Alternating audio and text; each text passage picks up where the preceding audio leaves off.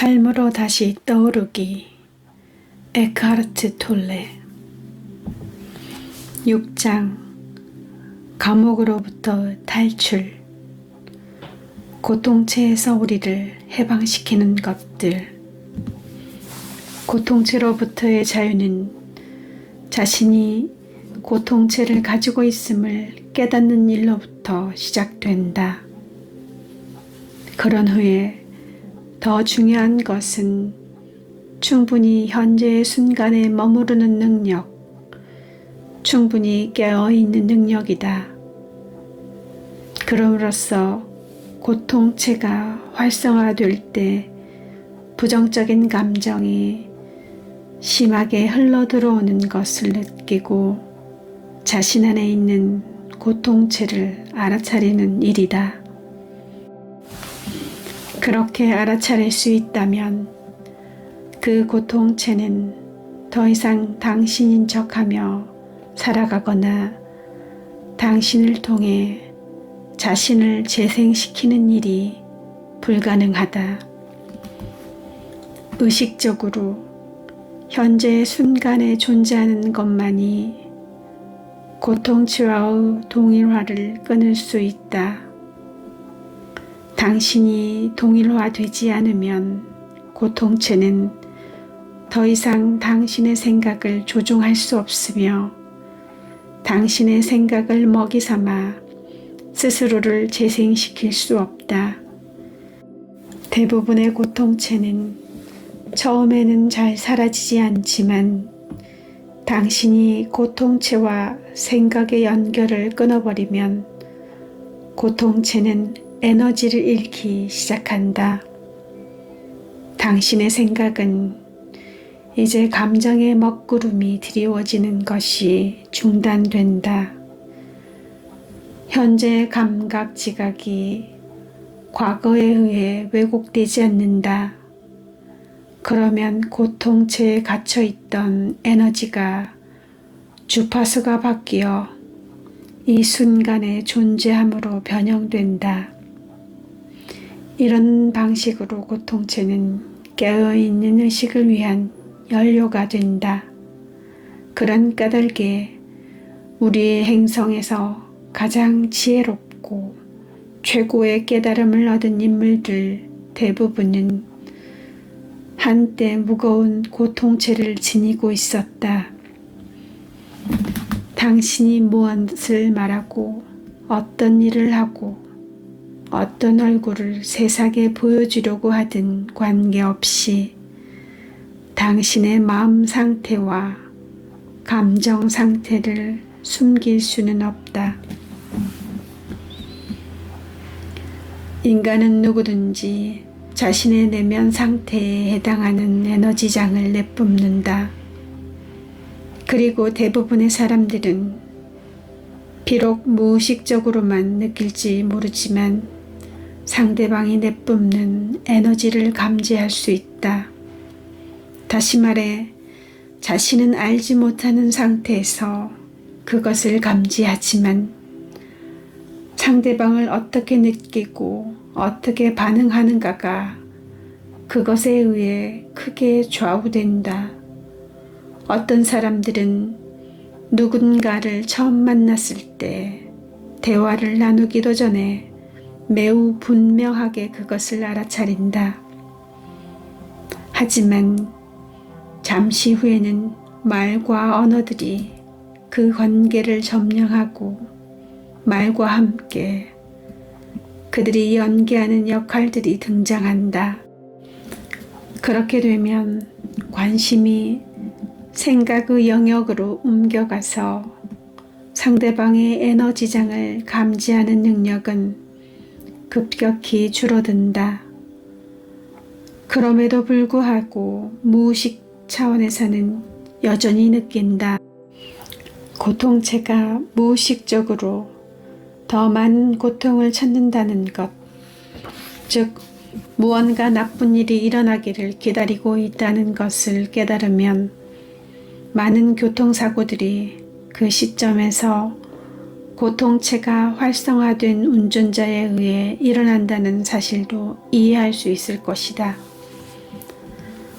고통체가 활성화된 두 명의 운전자가 같은 시각에 교차로에서 만나면 사고가 일어날 가능성이 정상적인 상황보다 몇 배로 증가한다. 두 사람 모두 무의식적으로 사고가 일어나기를 바랐기 때문이다. 교통사고에서 고통체가 맡은 역할은 도로 위 분노라고 불리는 현상에서 분명하게 나타난다. 운전자는 앞에 가는 차가 너무 느리게 운전한다는 등의 사소한 일에도 폭력적으로 변한다. 많은 폭력 행위들이 일시적으로 미치광이가 된 정상적인 사람들에 의해 저질러진다. 전 세계의 법정에서 변호사가 이렇게 말하는 것을 듣게 된다. 이것은 전혀 이 사람답지 않은 행동입니다. 그리고 피고는 마치 뭔가에 쉬었던 것 같습니다. 하고 말한다. 내가 아는 한 아직까지 본 사건은 정신장애로 인한 판단력 상실이 그 원인입니다. 저의 의뢰인의 고통체가 활성화된 것이며 당사자는 자신이 무엇을 하고 있었는지 몰랐습니다. 사실 범인은 그가 아닙니다. 그의 고통체가 한 짓입니다. 라고 판사 앞에서 변론한 변호사는 없었지만 머지않아 나올지도 모른다. 이 말은 고통체에 사로잡혔을 때 한 행동에 대해 당사자는 책임이 없다는 것을 의미하는가? 나의 대답은 이렇다. 어떻게 책임을 질 수 있는가? 무의식 상태에서 한 일, 자신이 무엇을 하고 있는지 모르는 상태에서 한 행동에 어떻게 책임을 질 수 있는가?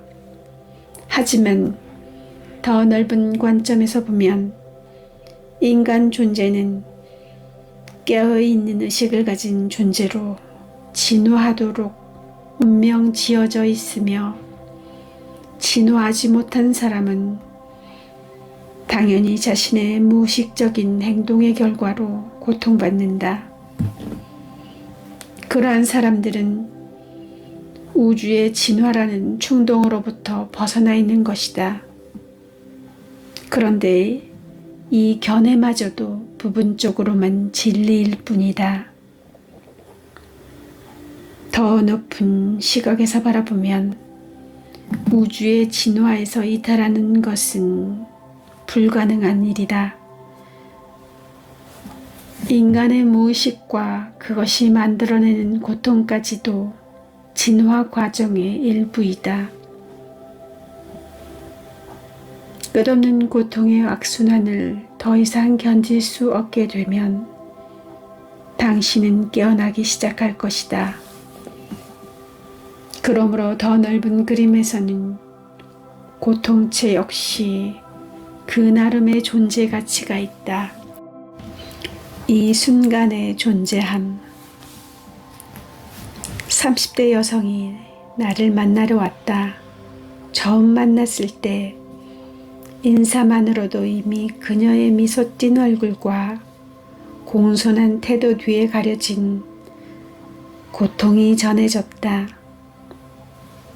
자신의 이야기를 시작하자마자 단 1초 만에 미소는 사라지고 고통스러운 표정이 나타났다. 이내 그녀는 주체할 수 없이 흐느끼기 시작했다. 자신이 너무 외롭고 채워지지 않는 느낌이 가득하다고 했다. 분노와 슬픔도 심했다. 그녀는 어린 시절 폭력적인 아버지에게 학대받았다. 나는 곧바로 그녀의 고통이 현재의 생활의 환경에서 나오는 것이 아니라 놀라울 정도로 무거운 고통체 때문임을 알아차렸다. 그녀는 그 고통체라는 생유리를 통해 삶을 바라보고 있었다. 그러나 감정적인 고통과 자신의 생각이 어떻게 연결되어 있는지 알지 못하고 그 둘 다에 완전히 동일화되어 있었다. 자신의 생각으로 고통체를 키우고 있음을 볼 수 있었다. 말하자면 그녀는 몹시 불행한 자아의 짐을 지고 살아왔다. 그러나 자신의 고통은 자기 자신에게서 나오며 자기 자신이 자신의 짐임을 어느 차원에선가 깨달았음에 틀림없다.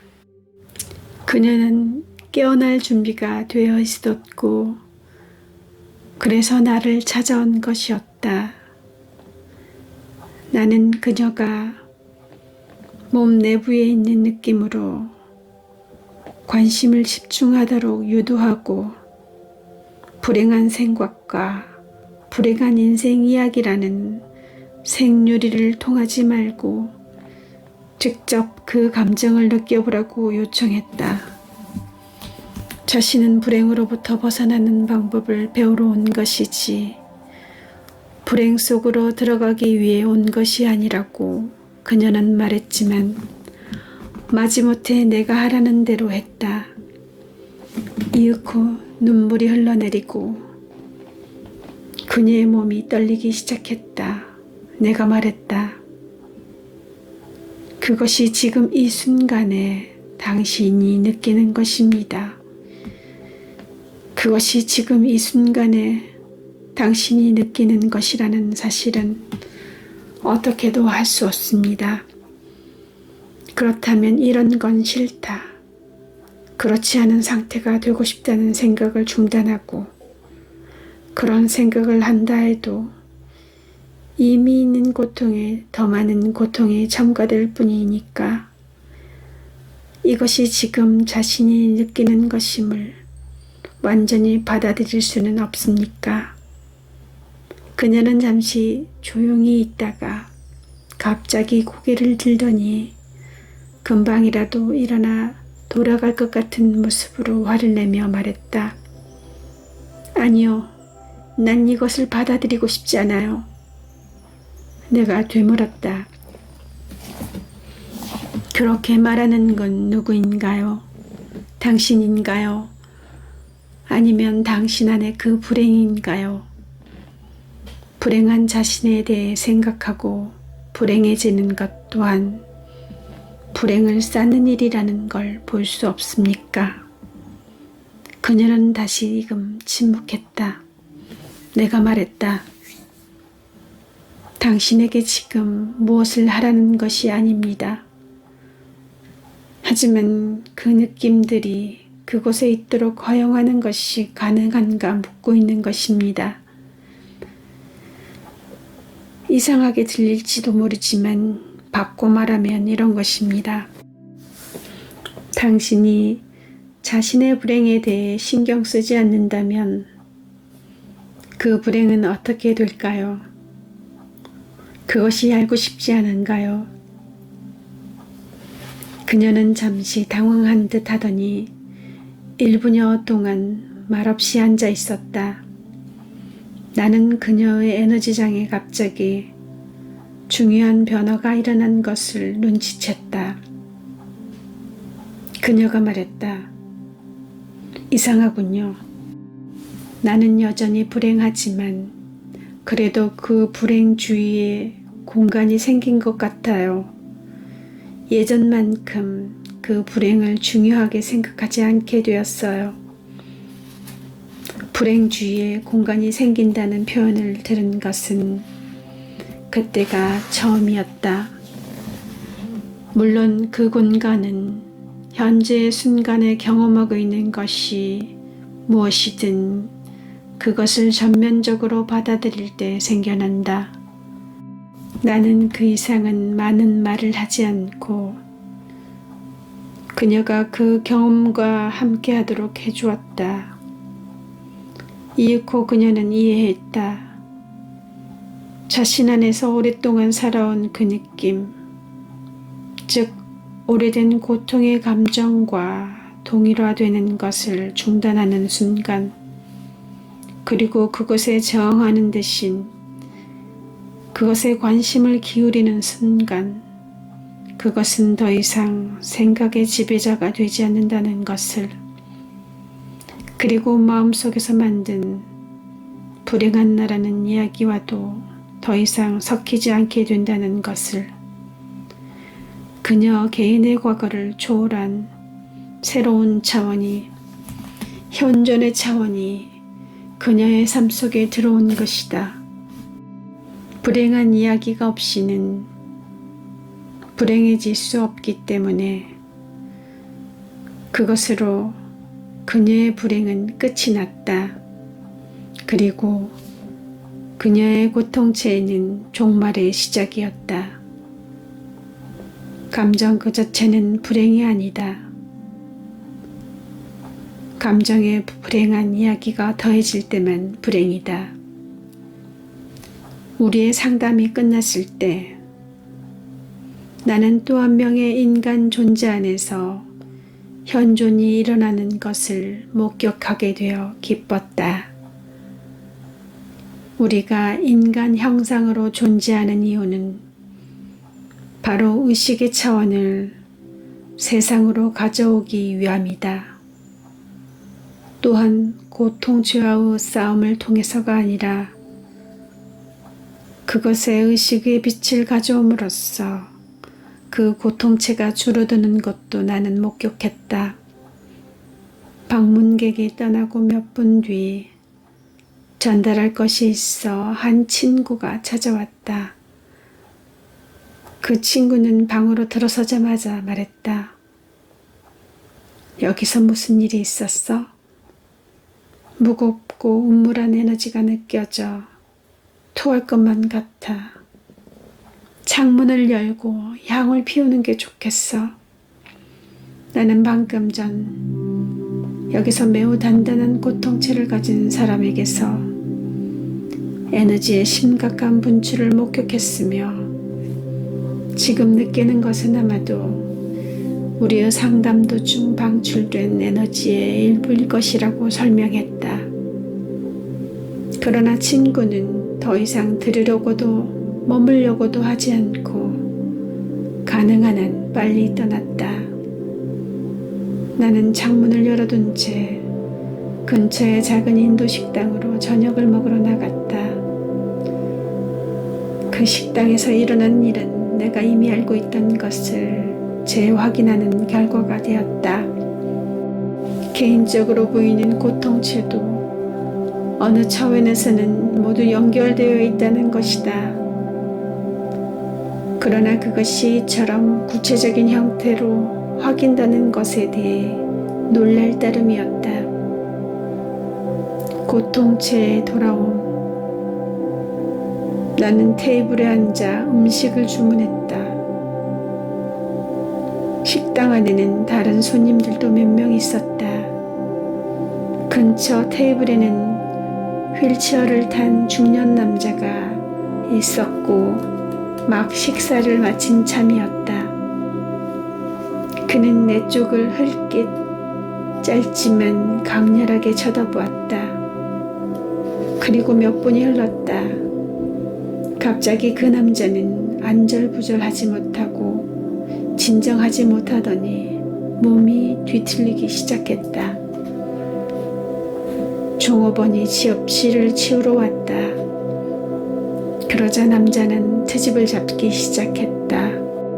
정말 맛없는 음식이야. 아주 형편없다고. 종업원이 물었다. 그럼 왜 드신 거죠? 그러자 남자는 감정이 머리끝까지 폭발해 욕설을 퍼붓기 시작했다. 그의 입에서 온갖 심한 말이 튀어나왔다. 강렬하고 폭력적인 증오가 식당 안을 가득 채웠다. 그 에너지가 먹잇감을 찾아 몸 세포 하나하나에 스며드는 것을 느낄 수 있었다.